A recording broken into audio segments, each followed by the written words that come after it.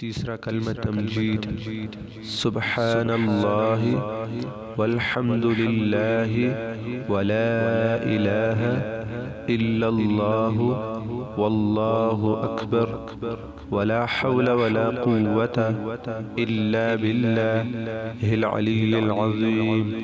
ترجمہ: اللہ پاک ہے اور سب خوبیاں اللہ کے لیے ہے، اور اللہ کے سوا کوئی معبود نہیں، اور اللہ سب سے بڑا ہے۔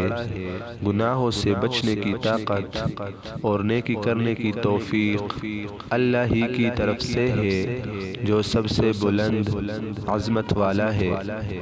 چوتھا کلمہ توحید، لا الہ الا اللہ وحدہ لا شریک لہ لہ الملک وَلَهُ الْحَمْدُ يُحْيِي وَيُمِيتُ وَهُوَ حَيٌّ لَا يَمُوتُ أَبَدًا أَبَدًا ذُو الْجَلَالِ وَالْإِكْرَامِ بِيَدِهِ الْخَيْرُ وَهُوَ عَلَى كُلِّ شَيْءٍ قَدِيرٌ۔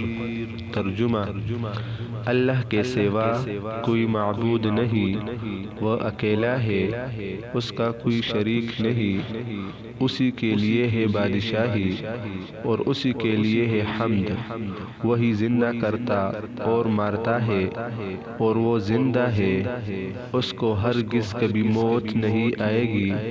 بڑے جلال اور بزرگی والا ہے، اس کے ہاتھ میں بھلائی ہے اور وہ ہر چیز پر قادر ہے۔